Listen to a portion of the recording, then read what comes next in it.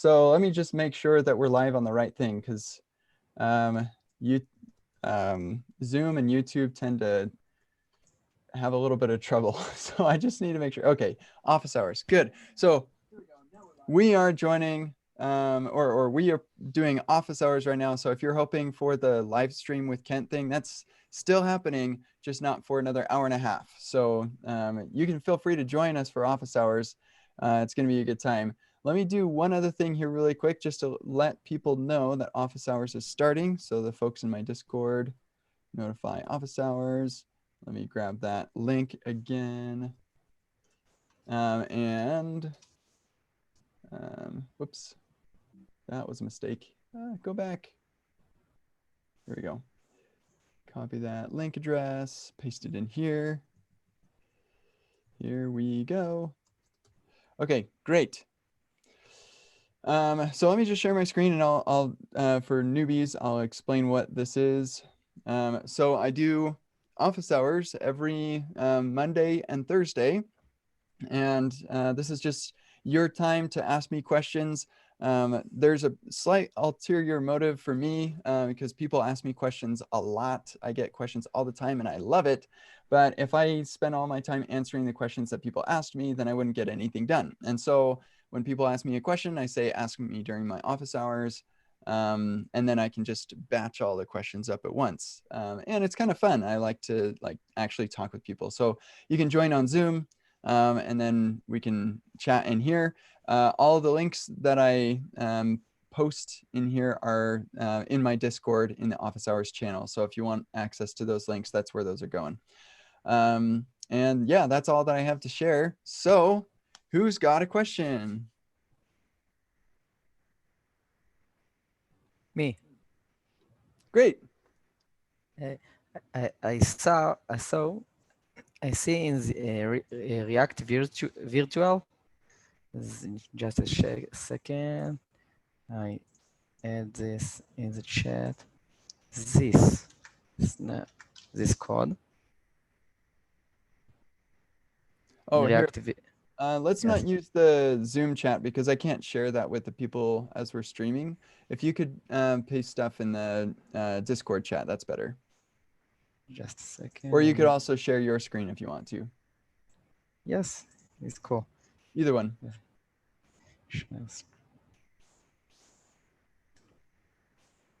Cool. This I clone React virtual. Mm-hmm. And it's only one hook. And I see that here, object design, that's just, what is pattern? Why is not in use effect or something like that? I don't know. Yeah. So frankly, it probably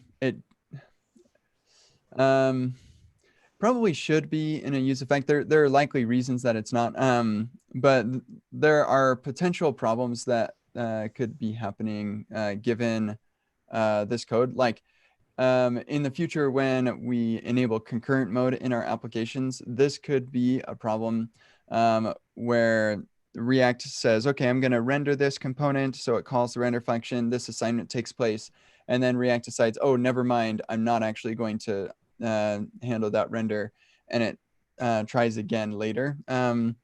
Because it does this smart batching of renders and prioritizing different events and things like that. So yeah, like a function call, your hook call could actually get thrown away. And so that could be a problem. It looks like it probably will be okay here. The only situation where that might be a problem is if within the render, you're also referencing, you're saying like, if this ref.current something, then do this thing, otherwise do this other thing. And if you're relying on every render to be actually committed for that logic, then that could cause bugs. This is probably going to be okay, but this is technically a side effect, and so it should be within a use effect. So I wouldn't classify this as a pattern necessarily. It's maybe a little bit of a hack. And I'm sure that Tanner has reasons that he did it this way and didn't put it into a use effect. But yeah, it's technically not concurrent mode safe. But concurrent mode isn't actually a thing yet, so we care a limited amount about that. We've been Okay, waiting cool. long enough for that. So yeah, I wouldn't recommend doing this. Like, try to avoid doing this. Yeah, I like, you can do assignment to refs within render for doing like lazy initialization of things.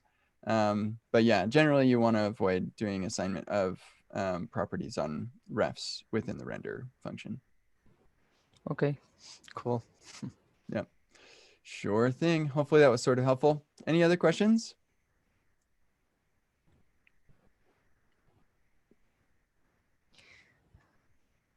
So I can ask another one. Yeah, sure, go for it. Sorry, I just unshared Um, your screen. If you need to share again, that's yes, yes, fine. yes, yes. Sorry. No, I don't need now. Um, if what you recommendation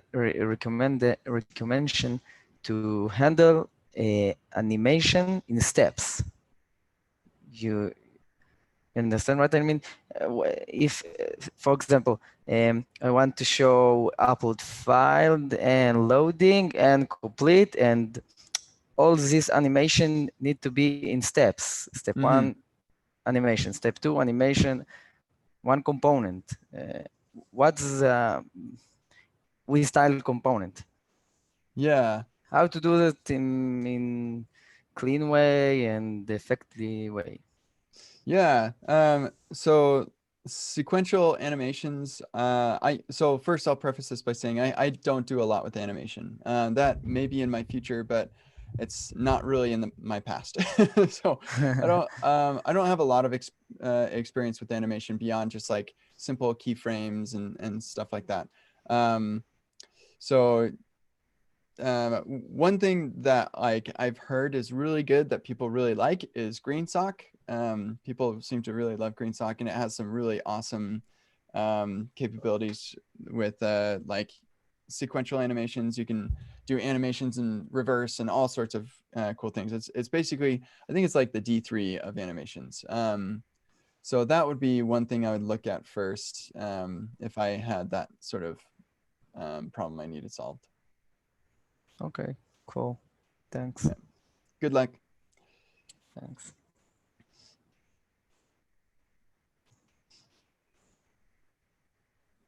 Hey, Kent. Hey. A quick question about your club thing going on Yeah. Discord. Well, I did sign up for one, I think, for Storybook. So not sure if I did it correctly or not. But I believe they were meeting yesterday. I don't know if that was full.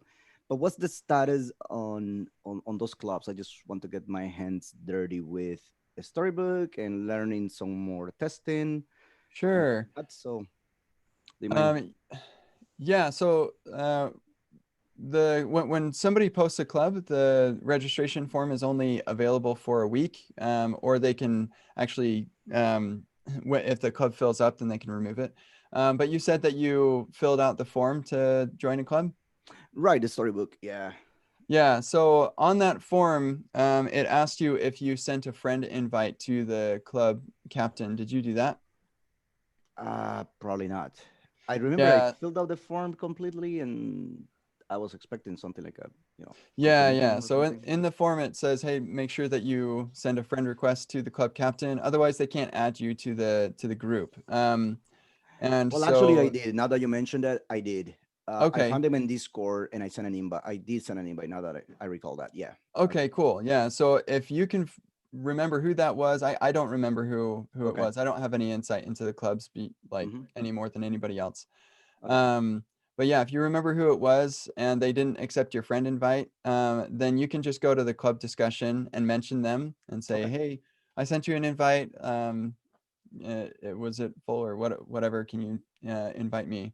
Um, Cool. yeah. I Outside will of do that, that. there's not much I can do.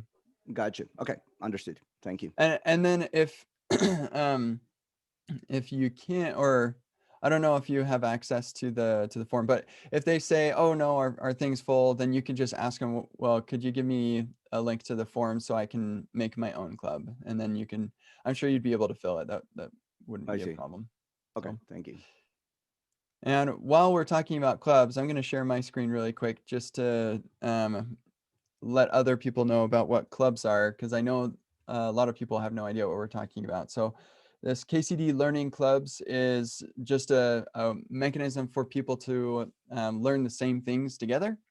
And so if you have some curriculum like my coursework or some other curriculum that you want to learn about, you'll learn it better if you go through it with other people. And so like maybe you have a bunch of friends that you can just go through it together, and that would be awesome, but maybe you don't know other people who want to learn that stuff. And so you can create a learning club, and I kind of facilitate finding people who are also interested in that. And so that's what learning clubs are all about. And one thing in particular that I wanted to show is this Learning Club's curriculum ideas and templates, because it's best if you have some curriculum to go through for the Learning Club. And so this repo is just a bunch of templates for, or like, yeah, curriculum and templates to go through. And Epic React Dev, of course, is coming up soon. A lot of people are excited about that. We don't have a template for this one. I think I'm probably going to create one today. Yeah, you can start putting your clubs together right now. I would actually suggest that. So you can hit the ground running on day one. So anyway, that's what learning clubs are. Definitely take advantage of that. It's cool stuff. And actually, Carlos, if you do get a hold of that, that form, I created this after that form was created, and I'd love to add that to the ideas and templates. Awesome. Thank you. Yeah. Cool. What else do we have today?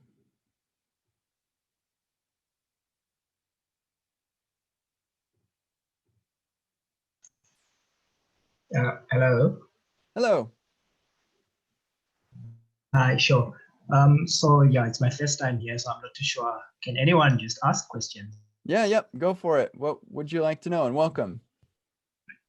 Thank you. So I came across, or well, actually someone shared your article on best practices on how to write React context and providers and things. Mm-hmm. So I was asked to use that approach. My challenge though was, in your article, I think there's just one section where you give us an example using TypeScript. So I was wondering how to, so when it comes to testing, so eventually I managed to get it to work after reading your article about 3-4 times. So that eventually I think it, so my first worry was maybe, I don't know if I'm doing it right, because I felt like I ended up just hacking it. And then the next thing, or the next challenge, was how to actually test or write tests for this. So do I just write a test just to test the provider itself? Or do I need to also write tests for the components that are consuming the context from this provider? Or do I have to do both? Yeah, great question. I think that I've actually recorded a video about this. So I'm gonna just really quick, and I'll share my screen so you can watch me fumble around my YouTube channel to find it. Yeah, let me see if I can find test context maybe. Yeah, so this is probably not related to that blog post. Somebody asked me how, like specifically on that blog post, how do you test stuff? I may have just shared this actually. Yeah, so this might be helpful. Well, it probably will be helpful, but it may or may not be what you're looking for. Let me find our office hours right here. So there's that. So basically, like in general, the answer to your question is, if you've got a lot of complicated logic in the provider itself that you want to test in isolation for some reason, then yeah, you can just render the provider by itself and make a test hook, or sorry, a test component that uses the hooks and interacts with the context directly. That would be a way to test it. I'd probably just test the components that use it, or really I focus on integration tests. And so you render a page, your provider will naturally be rendered as part of that page. and then you interact with the page, as much as the user does. And then if there are some like edge cases and stuff that you don't want to test as part of those types of integration tests, then yeah, you can just render the provider, make a test component that consumes the hooks, and uses the hooks in the way that you want to test things. Does that sort of answer your question? Yep, it does. It does. It does make sense. It does make sense. Yeah, and in Epic React, I will have tests of different things. In fact, let me see if I've got some example stuff that I don't think that I actually test the component directly. Let's see. Context. Yeah, I don't have anything that tests this provider directly.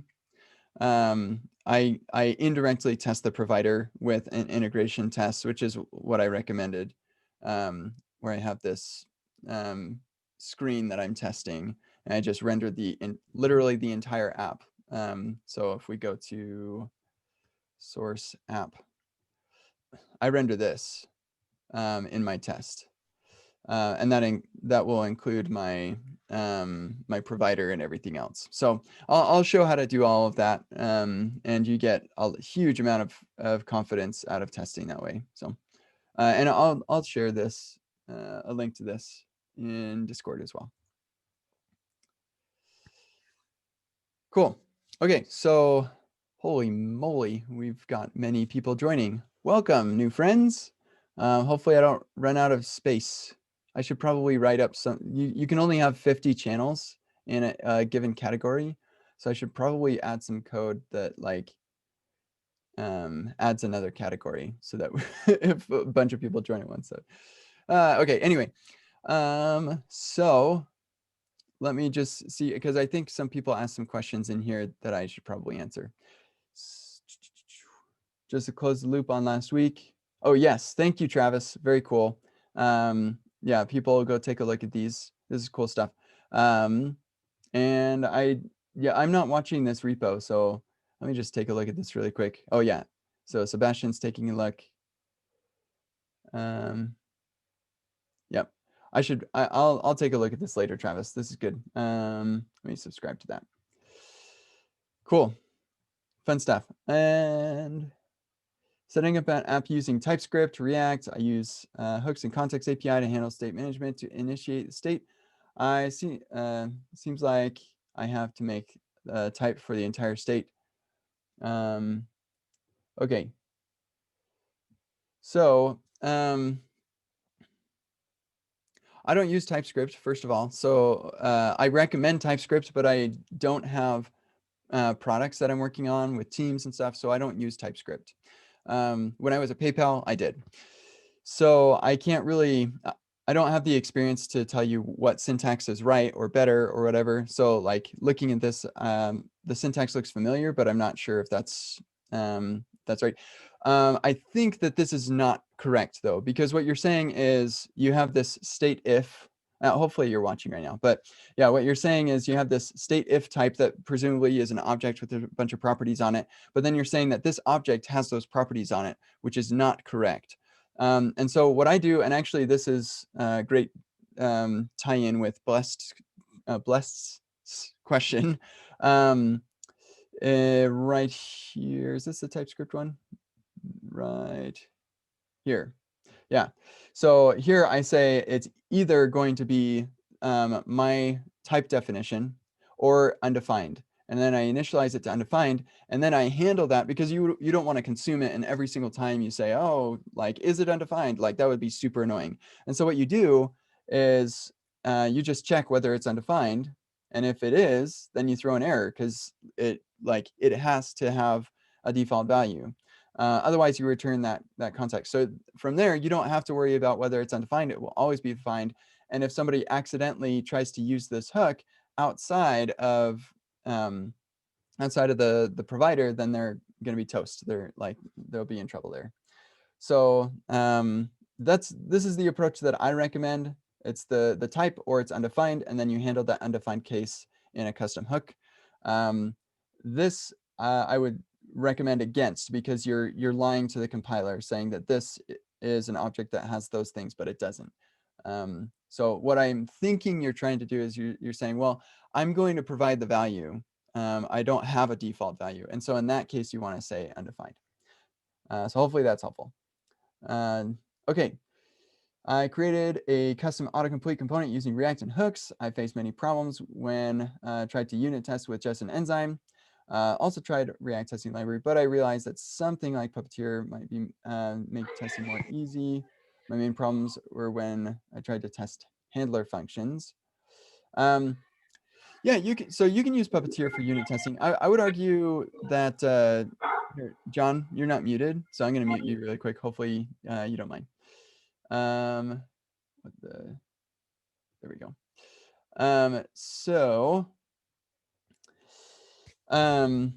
Yeah, I like the only here. Let me show you an example. Downshift JS, downshift JS, downshift. Here we go.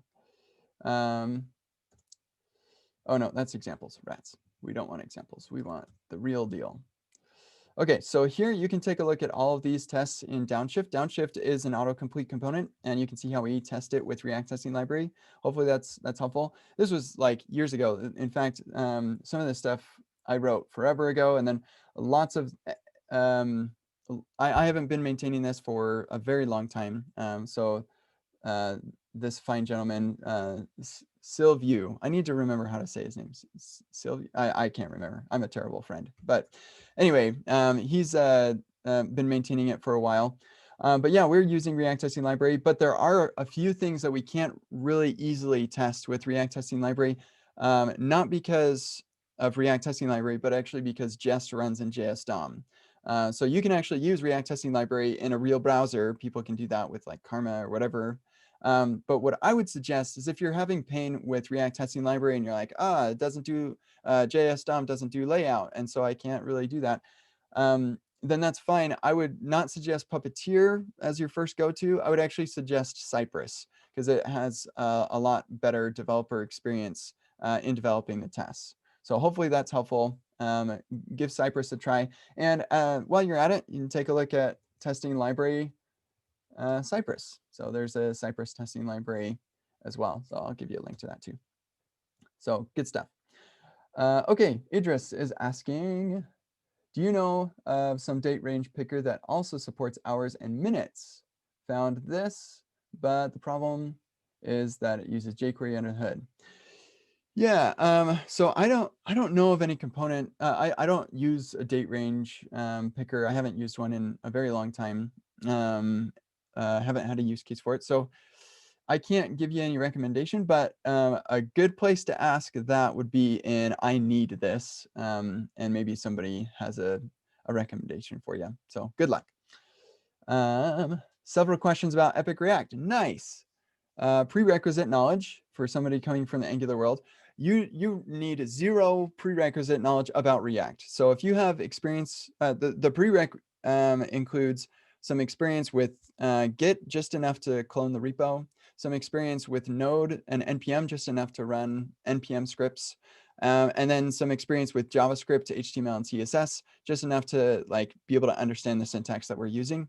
Outside of that, like you need zero knowledge about React, and we'll take you from zero knowledge about React to like super advanced concepts. It is way bigger than anything else that I'm aware of in a single place. There's so much stuff in there. So yes, answer number one, check. How will the content be provided week by week, or it's all since day one? Yeah, I'll show you. So this is what it looks like. When you sign up, then you get access to this page. This is going to change. I'm actually recording a improved setup soon. So like there will be a couple videos to show you how to get your system set up. But then we have the fundamentals, hooks, like you can see it all. It's all right here. And if you're like, I want to skip ahead to performance, and I don't really care about code splitting, I know how to do that or whatever, I'm going to skip to optimizing the context value. You can jump into that and go through that. I recommend not skipping things like that, because there are likely things in all of this that you don't you think you have experience with, but you don't actually have experience with that yet, or there are things that you can learn in that. So I advise going through it step by step, going through the actual exercises. Definitely don't skip filling out the elaboration and feedback. Yeah, because you'll learn a lot more that way. So let me just close a couple things, clean up my tabs here. Okay. And then question number 3, will the content be updated gradually or is it one time only? So it will be very similar to testing JavaScript, so where my goal is to keep it updated, but that's a goal, not a promise. And so when you buy it, you don't buy the guarantee that it will be kept up to date, but the plan and the goal is to do exactly what I've been doing with testing JavaScript, and that is update it as frequently as necessary and as I can. And so testing JavaScript, I updated last year for some API changes and configuration changes, and like nothing really huge. Although last year I did add this entire module, testing node backends, which was like super significant. And then I made some major changes to some of this stuff, just to major improvements. This year, I'm planning on updating testing JavaScript again. Probably won't be as significant an update as last year. There's not much reason to update it quite as much as I did last year. But there will be changes. And I plan on doing the same thing with Epic React. But again, there's no guarantee there. That's not what you're buying. You are buying a license for life, though. So you'll get those updates free. That's the promise there. At least there's no contractual agreement. I guess I should preface all that. But that's the plan, is that all updates will be free. Cool. Suggestions for a React TypeScript UI component library starter.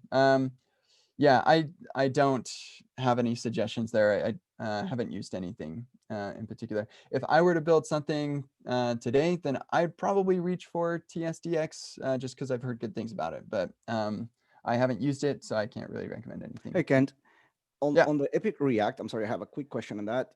Sure. Are you planning to do some type of office hours for people subscribe to your Epic React? Any type of Zoom meetups or anything like that included, or just the videos as testing JavaScript? Yeah.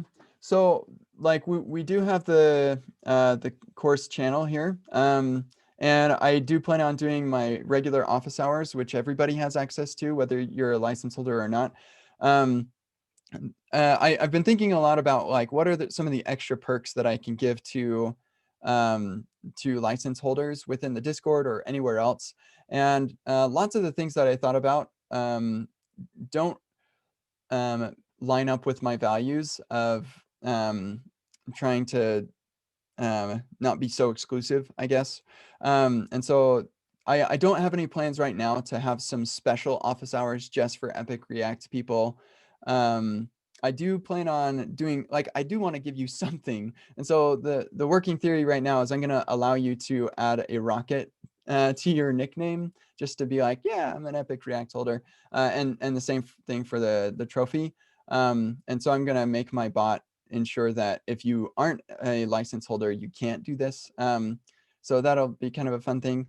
I'm going to be working on, but yeah, like there's nothing outside of what you see on epicreact.dev. There won't be any like big extras like that. There are a couple surprises that you don't see on epicreact.dev right now that you'll be surprised when you get a license, and it's like, yeah, that's cool. But yeah, actually, I'm really excited by some of those things. But yeah, nothing. I don't think that I'm going to make an exclusive channel or an exclusive office hours thing. It'll all just be part of the general Discord. Thanks. Cool. Yeah. That's actually, I'll just say another thing about that. It's important to me that Epic React Dev and testingjavascript.com are like just the top tier stuff. Really, really solid material. It's different from anything else. Like you can go get a Wes Boss course, for example, for like, I don't know how much, like $90 or something. But that is much smaller than what I offer. And so Oh, absolutely. I mean, I see the value that you bring to Yeah, the React community. sorry. I definitely see that. Yeah, absolutely. Yeah, what I'm saying though is that like because of that, I charge so much more, um, and like I still support purchase power parity and everything, but like it's still very expensive for anybody, regardless of where you're from. And so for that reason, I try to also create a lot of free content and keep things open for everybody. That's why all of the material is open source. I could make that private, like that would not be a difficult thing, but I want to keep that stuff open source. And I like that the community is open and available for everybody. And so yeah, like it's really difficult for me to make exclusive stuff like that outside of the actual platform itself. So anyway, that's just some of the thoughts that are going through my head as I'm trying to think of how to make this special for people. Okay, anyway, Ashraf is asking, is it better to conditionally render components or just simply show and hide them using display none?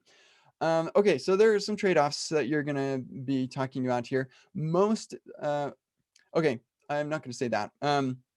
Rather than display none, you might actually do the hidden prop. Hidden is true because React actually does some optimizations for the hidden prop, or I think they used to, maybe they don't anymore, but yeah, I would use the hidden prop.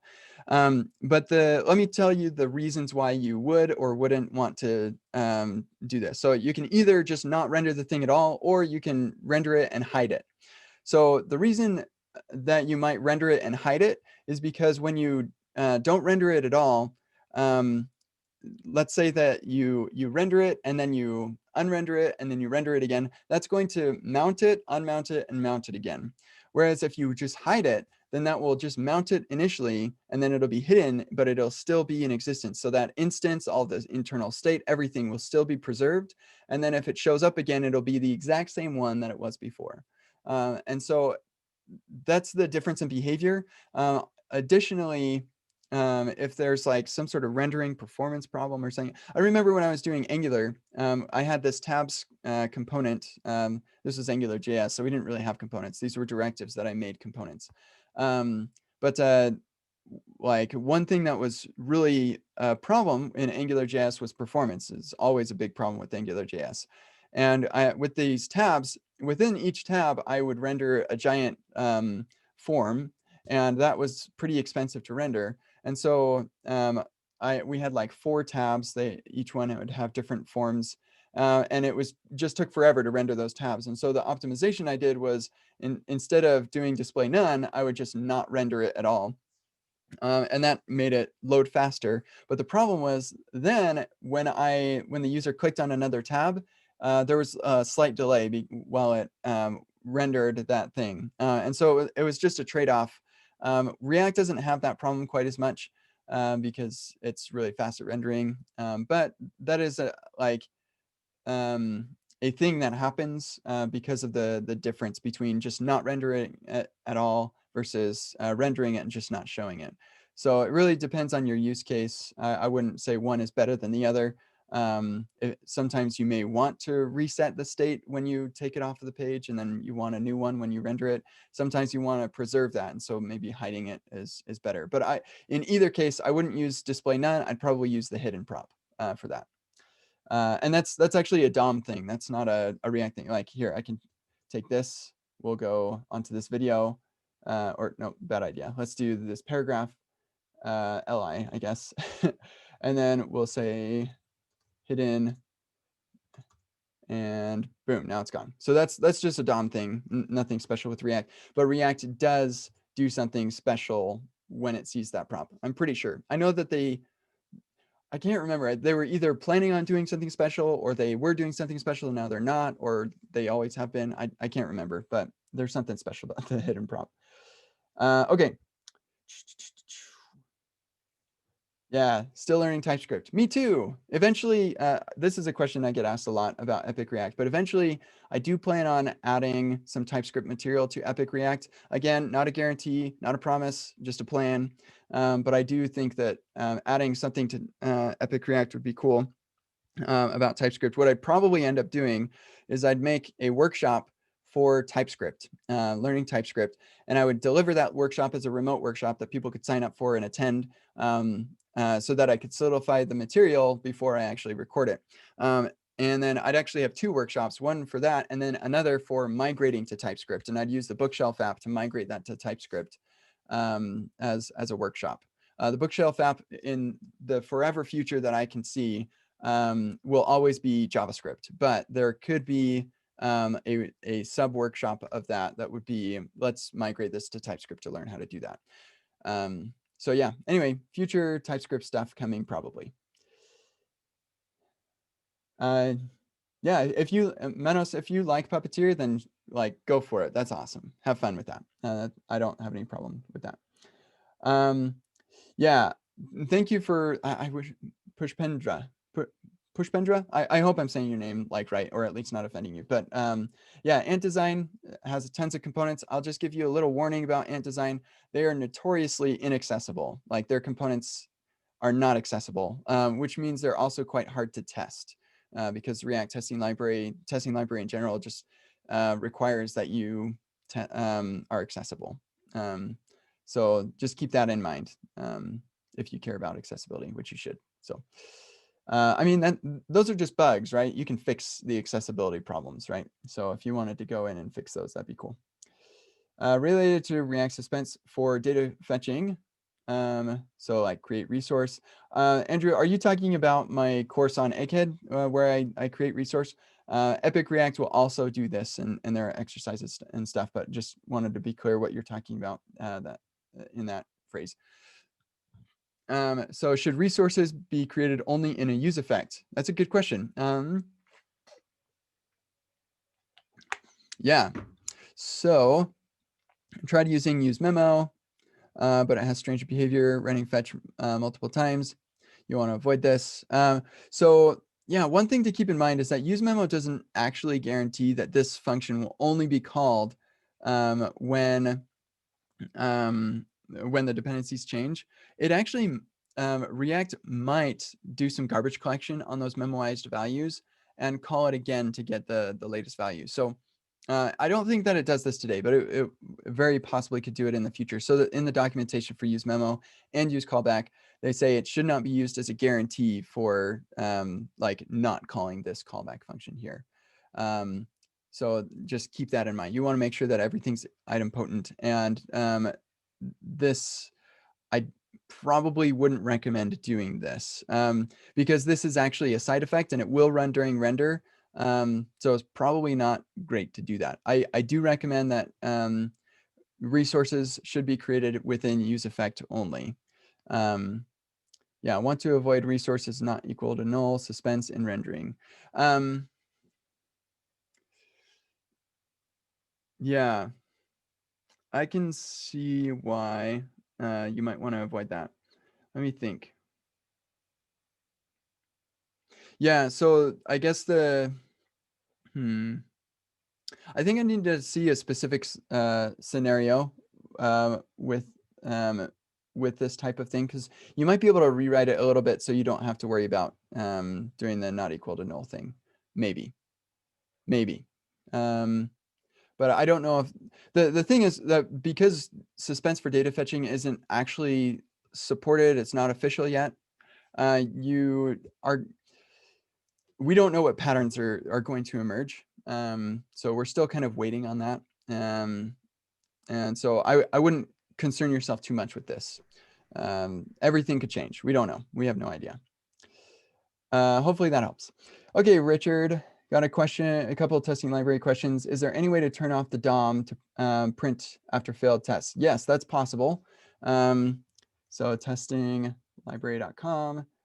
If you go to docs, let's see here, configuration.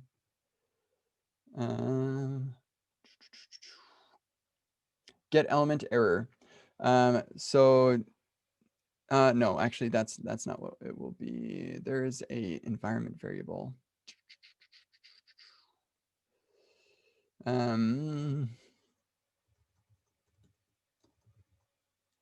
Yeah, here it is, debug print limit. print limit. There you go. So you can set the debug print limit to 0, and then it won't print any of the DOM. You might get a ... but yeah, so that's possible. Not recommended. I'm not sure why you'd want to. I often don't want to check the DOM if it's iterating to, irritating scroll past. I can understand that. Sure, that's fine. So yeah, you would just at the top of your test while you're debugging or whatever, you just set debug print limit to 0, and then you could comment that on and off depending on what you whether you want to see the DOM or not. Yep, you could totally do that. Have you considered adding a warning if the user attempts to click a disabled button in user event? Yeah, I don't know, because like end users can try to click a disabled button, and there's no warning there. So like if I'm writing a test and I want to make sure that the user can't click a button, maybe I don't care whether it's disabled. I just care whether it can be clicked. So I'm not sure if I would add a warning for that.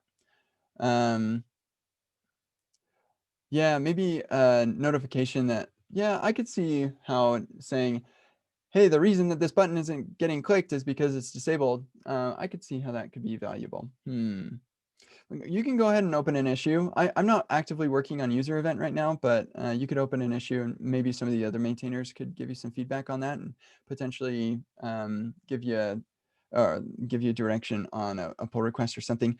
Right now, my intuition is saying it would probably be an opt-out thing, I guess, where you just turn it off. You could say, hey, I don't want a warning. Like maybe it could be an option where the option is show warning on disabled button or something. And you could say that it defaults to true. And so you could disable it if you didn't want to show the warning. Yeah, I could see that as valuable. Link to get a license. Yeah, so the best place to get a license will be here. I'll just open it up over here. You scroll down, you give me your first name and email address, and you will hear. If you've gotten any emails from me already, then you will hear absolutely when this thing happens. It should happen pretty soon, in 7 days, 23 hours. Can't wait. But yeah, this is where you're going to be able to get a license when it launches. So I guess I'll give you that link. Ba-ba-dum. Okay, do I read this? I haven't read this. Stop using React. Boy, that's a clickbait title if I ever saw them. Yeah, it's slow. That's stupid. It's expensive. That's stupid. It's inaccessible. That's stupid. React goes, that's stupid. All of this stuff is stupid. It's made by those people. Okay, that's true. I'm not super happy about some of the things that Facebook does for sure. But this is a ridiculous article. Yeah. So there's so that that's a stupid article. I don't want to take the time to argue against each one of those points. It is not slow. It is not inaccessible. It's not going against what the web was made for. Yeah, and the fact that it's made by Facebook is actually a great feature because aside from the fact that I'm not super happy with some of the things that Facebook does, and so that, yes, that is not a great thing. But Facebook faces enormous problems, and they use React to solve those problems. And then they also face really small problems because they use React to deal with like internal tools and everything. So it has to work for everything, the whole spectrum, and it does really well. So this is a ridiculous article. Yeah. Yeah, that's stupid. Okay. Situation with the app currently working on. Need your opinion. App is about booking right now. Could be 2 different environments where it's called IT. Could be a standalone app and called via iframe. Sorry, I'm going to stop reading this out loud.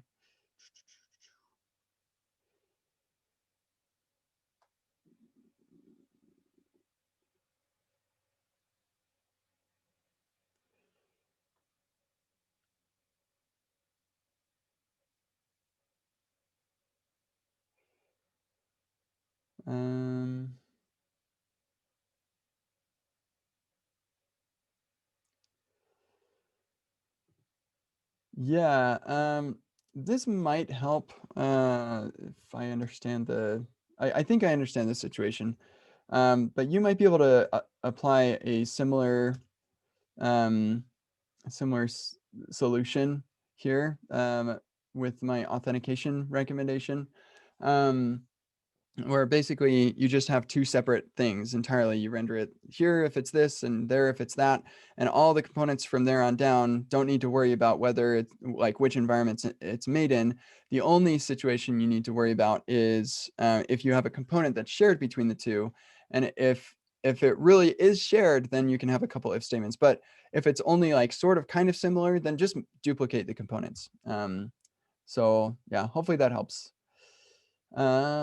Best way to migrate from AngularJS to React. Any advice to consider? I've never done that, so I can't really give you too much advice, but there is a good talk, Migrating to React, where he talks about migrating to React from Backbone. And we did this at, oh, hold on a second.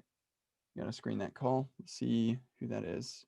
Yeah, migrating from Backbone to React. And so hopefully that can be kind of insightful. There are a couple like general tips and stuff. Okay, so this call that I just got, my name is Jenny. Great. Okay, hold on just a second. I'm gonna mute myself. She hung up. That's okay. No big deal. Okay, cool. So hopefully that was helpful. Let's see where we're at now. My goodness, we've got a lot of questions coming in. This is fun. I've updated some versions and to have style. Yeah, I don't know. I'd have to see like, can you reproduce that in a code sandbox or a isolated repo or something? Because yeah, version numbers don't. I don't know. Sorry. Best way to handle editing forms. Okay, so if I had a problem where I was like, I need to do a lot of forms, the first place I would look is React Forms. React Forms hook.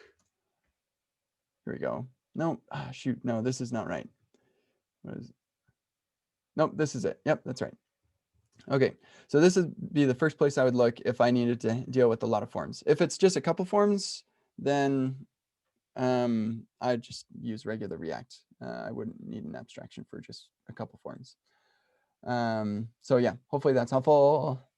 Good resources about what kind of monitoring metrics are useful to track in public-facing apps. Yeah.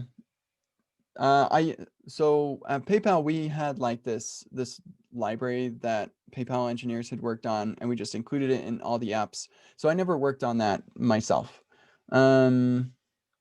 Yeah, I don't have any resources about that.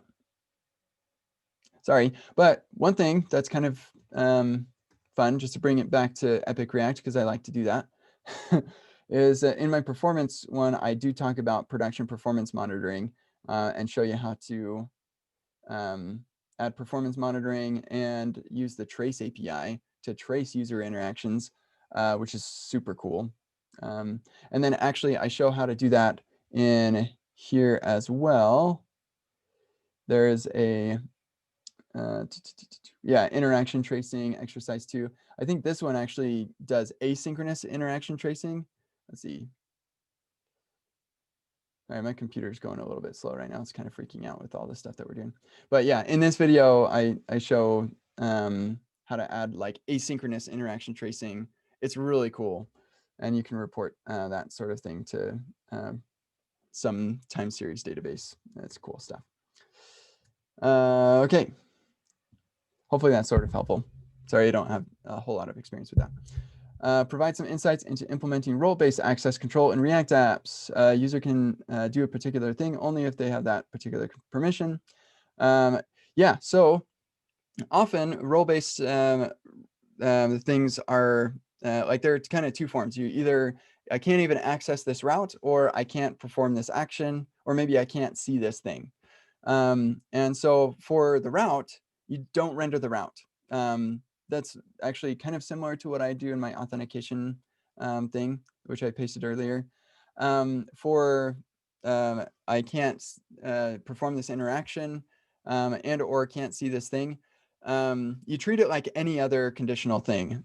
User roles are no different from really any other conditional thing that you do. Like, is the sun up? Then show this. Like it's all exactly the same. And it comes down to abstraction. So you're like, okay, so does the user have this permission? No, they don't. So I'm going to take this branch in logic. Oh no, there are too many branches in logic. So you back out of the abstraction, you make duplicate copies of it, and then you see what's common. And if there's common stuff, then yeah, you can abstract some stuff. If not, then just have 2 copies of it. Not a big deal. So yeah, I just consider user like role-based access control just like any other conditional thing that you have in your apps. So hopefully that's sort of helpful. Okay, let's see. Very good. I don't know how I made dev to a dark mode. I'm sure you can Google that. Okay. This is actually not the live stream channel. This is the Office Hours channel. Live stream channel is right here. So, okay, sandbox, create resource, and use memo, infinite requests. Okay, so let's just take a look at this really quick. So use memo is right here, and you want to do it this way because you don't want to say if it's not, or if null, then don't render the resource thing.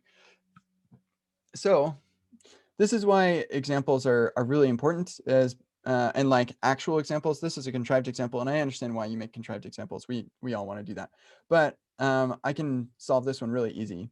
We'll just do this, move it out, get rid of the memo stuff.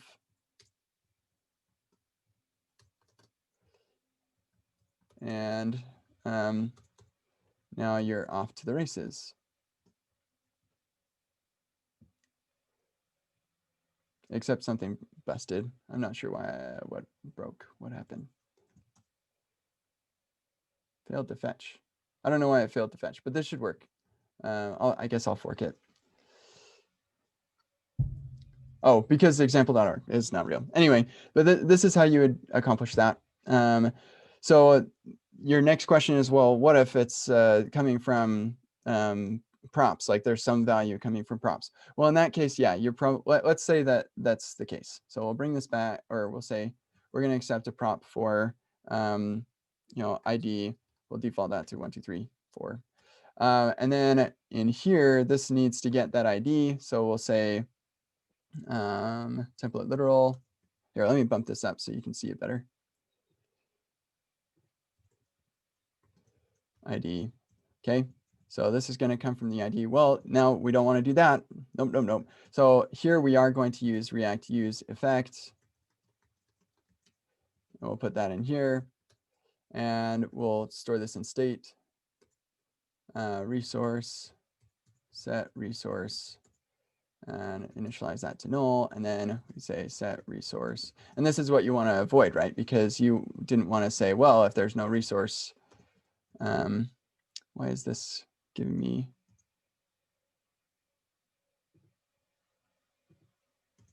I'm confused why this is underlined. Add return statement? What? Okay, I don't know why that's underlined, but hopefully you get the gist. Yeah, so we set the resource, and then now we are like, oh no, the resource is null. So yeah, I can see why that's frustrating and why that's annoying, but really this is all experimental technology, and so there's probably patterns that we're going to come up with that that will deal with this. And honestly, suspense is such a low-level thing that you'll probably not be dealing with creating resources yourself. You'll probably have a hook that you call, and that hook will create the resource. It'll probably be built into something like React Query and Apollo. So you won't be dealing with the direct suspense API very often. But in any case, if this were what we were building today, then I'd just say if not resource, then return null. and I just wait for the next tick of that, or wait until that use effect can be called. Now, you could use layout effects, and that will trigger this to happen before the DOM is updated. This will trigger a re-render before that DOM is updated, which will trigger all of this to run again. And so you only get one commit. It'll be like, oh, okay, I was going to commit this, but now I'll just run this. So you might maybe do that. But again, all of this is experimental. Everything of this could change completely. And so we have no idea what it really is going to look like. But I'm not sure what that red underline is all about. It's not telling me. So maybe I missed something obvious, but hopefully that's sort of helpful. Okay, we got 5 minutes, and then I have my Epic React live stream in 20 or 35 minutes. So I've got to, gonna head to jet. Yeah, the article is super clickbait, super stupid. Yep.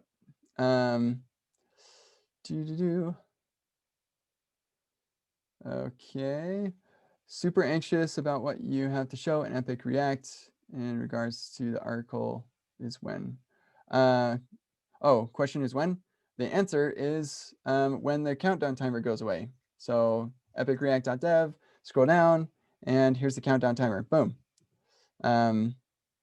Yeah, so look forward to that in 7 days. And in the email that you got today, and I know that you got the email because the link you shared has your ConvertKit subscriber ID. But there is also a link to add the day to your calendar. So if you want to do that, that'd be cool. And then you know exactly when it is. You can set a bunch of alerts and stuff. I haven't revealed how much Epic React is going to cost, but yeah, if you're planning on buying it for your team and you need to talk finances and stuff, feel free to email me, team@kentcdots.com, and we can talk about like how many licenses are you going to need, and because like it's going to be different based on how many licenses you need anyway.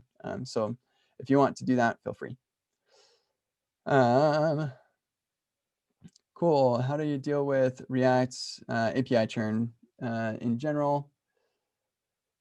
400 plus components. Oh, migrating.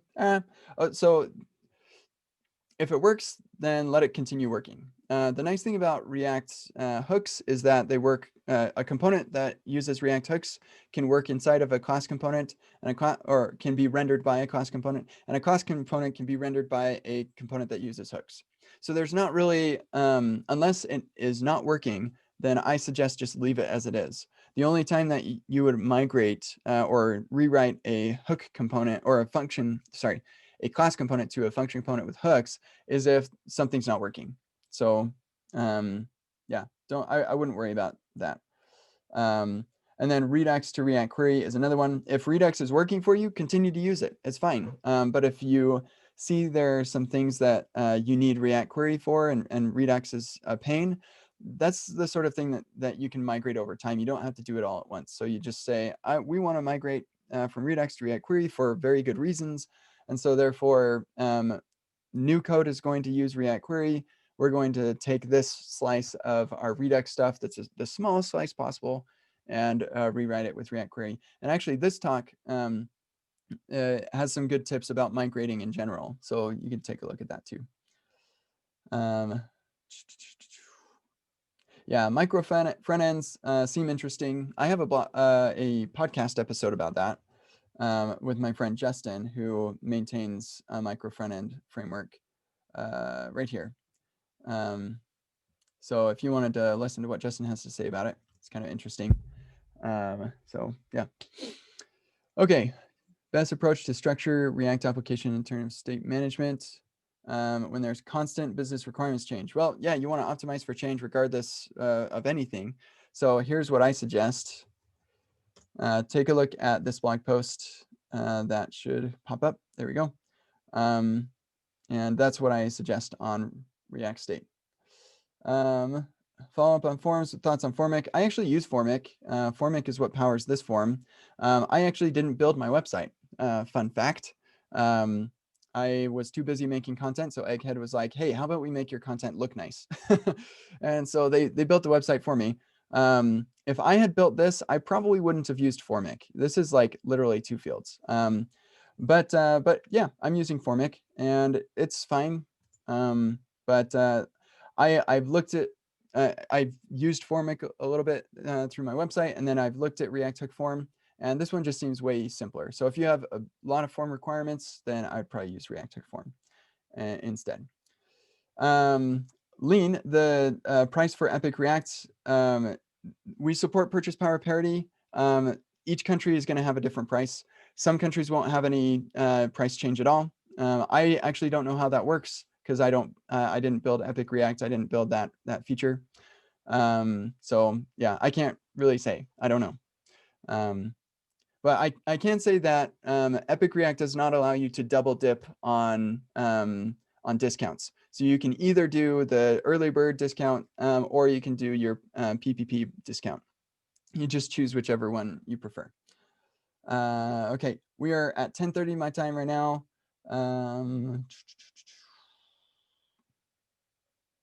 So actually, JJ, I've got a quick blog post I can share with you. How to gain experience as a software engineer. I think that answers your question if I understand it correctly. So,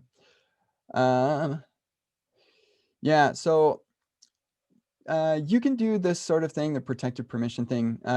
In this case, I would make sure that the protected component doesn't like try to redirect the user or anything, but instead will just not render the route. That's what I'd suggest. It's way easier that way. And then you just fall back to your 404 page. I think that is it.